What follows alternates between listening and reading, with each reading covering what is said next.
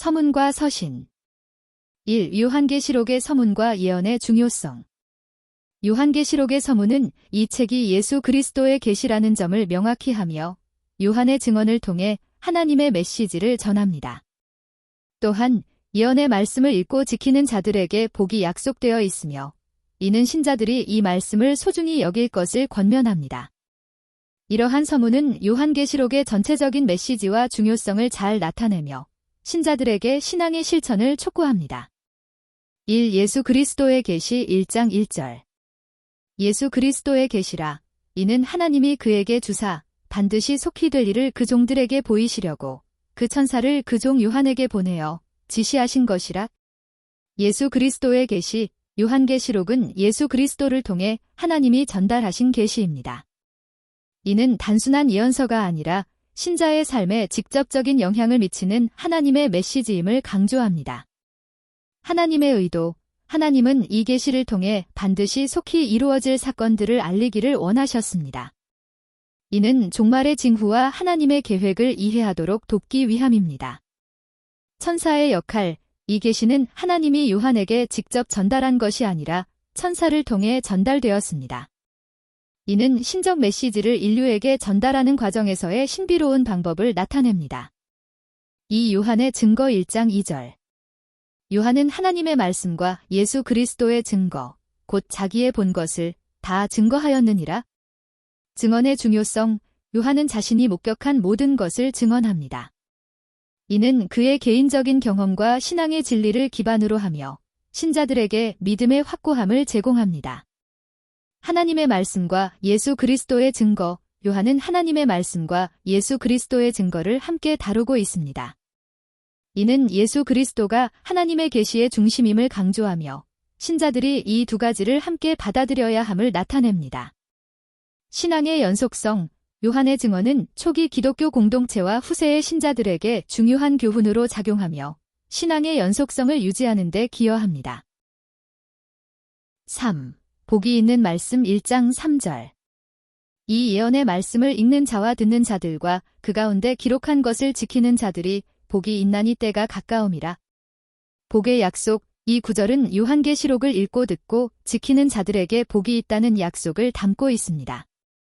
이는 이 말씀을 통해 신자들이 영적 유익을 얻고 하나님의 뜻을 따르도록 격려하는 메시지입니다. 행동의 중요성. 단순히 읽고 듣는 것을 넘어 그 말씀을 지키는 것이 중요합니다. 이는 신자들에게 이 예언이 그들의 삶에 실제로 적용되어야 한다는 것을 강조합니다. 때가 가까움. 이 표현은 신자들에게 경각심을 주며 하나님의 계획이 곧 이루어질 것임을 상기시킵니다. 이는 종말론적인 긴박함을 불러일으키고 신앙생활의 중요성을 더욱 부각시킵니다. 2. 요한의 인사와 하나님, 예수 그리스도의 성격 설명. 요한의 인사는 아시아의 7 교회에 보내는 메시지로 하나님과 예수 그리스도의 성격을 설명합니다. 예수 그리스도는 충성된 증인으로서 부활하였고 신자들을 사랑하여 죄에서 해방시키셨습니다. 그의 재림은 모든 인류가 목격하게 될 사건으로 하나님은 알파와 오메가이시며 전능하신 분입니다. 이러한 메시지는 신자들에게 희망과 경각심을 주며 하나님의 영원한 계획을 확신하게 합니다. 1. 요한의 인사 1장 4절. 요한은 아시아에 있는 7 교회에 편지하노니 이제도 계시고 전에도 계시고 장차 오시리와 그 보좌 앞에 7 영과 수신자. 요한은 아시아에 있는 7 교회에 편지를 씁니다. 이는 초기 기독교 공동체가 직면한 문제와 고난에 대한 하나님의 메시지를 전달하기 위한 것입니다.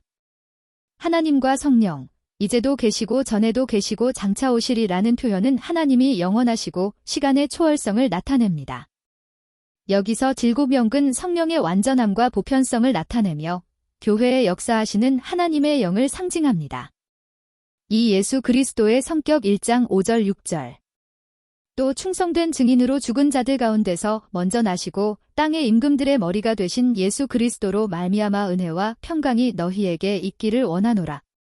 우리를 사랑하사 그의 피로 우리 죄에서 우리를 해방하시고 그 아버지 하나님을 위하여 우리를 나라와 제사장으로 삼으신 그에게 영광과 능력이 세세토록 있기를 원하노라. 아멘. 충성된 증인, 예수 그리스도는 충성된 증인으로 묘사되며 이는 그가 하나님의 뜻을 완전하게 수행하였음을 나타냅니다. 그의 부활은 죽음에 대한 승리를 의미하며 신자들에게 희망을 줍니다. 은혜와 평강의 인사, 예수 그리스도를 통해 오는 은혜와 평강은 신자들에게 주어지는 복입니다. 이는 고난 속에서도 평안함을 유지할 수 있는 근거가 됩니다. 죄에서의 해방, 예수의 피로 우리의 죄에서 해방된다는 것은 구속의 중심 메시지입니다. 신자들은 그의 희생을 통해 새 생명을 얻게 됩니다. 제사장으로의 부르심, 신자들은 하나님을 위한 제사장으로 부름을 받습니다. 이는 그들이 하나님과의 관계에서 특별한 역할을 하게 됨을 의미합니다. 3. 예수 그리스도의 재림, 1장 7절. 볼지어다, 구름을 타고 오시리라, 각인의 눈이 그를 보겠고, 그를 찌른 자들도 볼 터이요. 땅에 있는 모든 족속이 그를 인하여 애곡하리니 그러하리라. 아멘. 재림의 예언, 예수 그리스도의 재림은 구속 역사에서 중요한 사건으로 모든 인류가 그를 보게 될 것이라는 약속입니다. 이는 신자들에게 소망을 주며 비신자들에게는 경고의 메시지가 됩니다. 모든 족속의 반응, 그를 찌른 자들이 포함되어 있는 것은 예수의 죽음에 대한 책임이 인류에게 있음을 상기시킵니다. 모든 인류가 그의 재림을 보고 애곡할 것이라는 표현은 그가 심판자로서의 역할을 강조합니다. 4. 하나님에 대한 선언, 1장 8절. 주 하나님이 가라사대, 나는 알파와 오메가라, 이제도 있고 전에도 있었고 장차 올 자여, 전능한 자라 하시더라. 알파와 오메가는 그리스 알파벳의 첫 글자와 마지막 글자로 하나님이 시작과 끝임을 나타냅니다. 이는 하나님의 영원성과 모든 것의 주권을 강조합니다. 전능한 자, 하나님은 모든 것을 통치하시고 그의 계획은 성취될 것입니다. 이는 신자들에게 신뢰와 위로를 제공합니다. 3. 요한의 환상. 예수 그리스도가 나타나신 모습과 7 금초대와 7 별에 대한 설명. 요한은 반모섬에서 예수 그리스도의 환상을 보고 그가 7 금초대 사이에 서 있는 모습을 목격합니다. 예수는 그의 영광스러운 모습으로 나타나며 교회를 상징하는 7 금초대와 그 교회의 사자들을 손에 쥐고 있습니다. 요한은 예수의 영광 앞에 두려워하지만 예수는 그에게 위로의 말씀을 전하며 그가 본 것과 장차 될 일을 기록하라고 명령합니다. 이 환상은 신자들에게 예수 그리스도의 권위와 교회의 사명을 일깨우는 중요한 메시지를 전달합니다. 1. 요한의 상황 1장 9절 10절.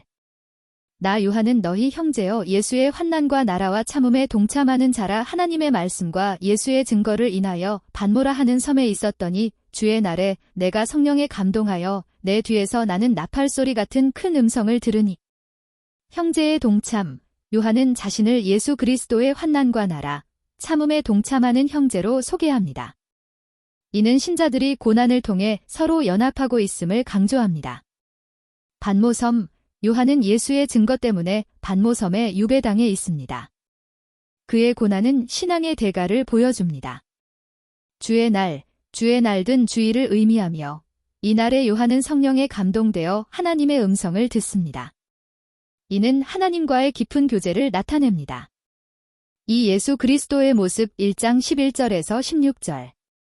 가로되 너 보는 것을 책에 써서 에베소, 서머나, 버가모, 두아디라, 사대, 빌라델비아, 라오디게아 7 교회에 보내라 하시기로 몸을 돌이켜 나더러 말한 음성을 알아보려고 하여 돌이킬 때에 7 금 촛대를 보았는데 촛대 사이에 인자 같은 이가 발에 끌리는 옷을 입고 가슴에 금띠를 띠고 그 머리와 털의 희기가 흰 양털 같고 눈 같으며 그의 눈은 불꽃 같고 그의 발은 풀무에 단련한 빛난 주석 같고 그의 음성은 많은 물소리와 같으며 그 오른손에 7 별이 있고 그 입에서 좌우에 날선 검이 나오고 그 얼굴은 해가 힘있게 비치는 것 같더라.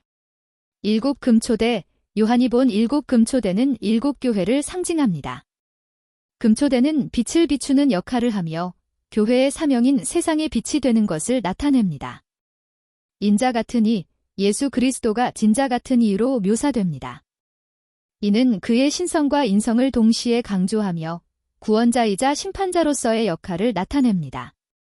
의복과 금띠, 발에 끌리는 옷과 가슴의 금띠는 그의 권위와 존엄성을 상징합니다. 희고 불꽃 같은 눈, 그의 머리와 털이 흰 양털 같고 눈이 불꽃 같다는 것은 그의 순결함과 진리, 모든 것을 꿰뚫어보는 지혜를 나타냅니다. 빛난 주석과 강한 음성, 그의 발은 풀무에 단련한 주석처럼 빛나며 음성은 많은 물소리처럼 크고 강력합니다. 이는 그의 권세와 능력을 상징합니다. 일곱 별, 그의 오른손에 있는 일곱 별은 일곱 교회의 사자들을 나타내며 예수께서 교회를 보호하고 인도하신다는 의미입니다. 좌우의 날선검, 그의 입에서 나오는 날선검은 하나님의 말씀의 능력을 상징하며 진리와 심판을 나타냅니다.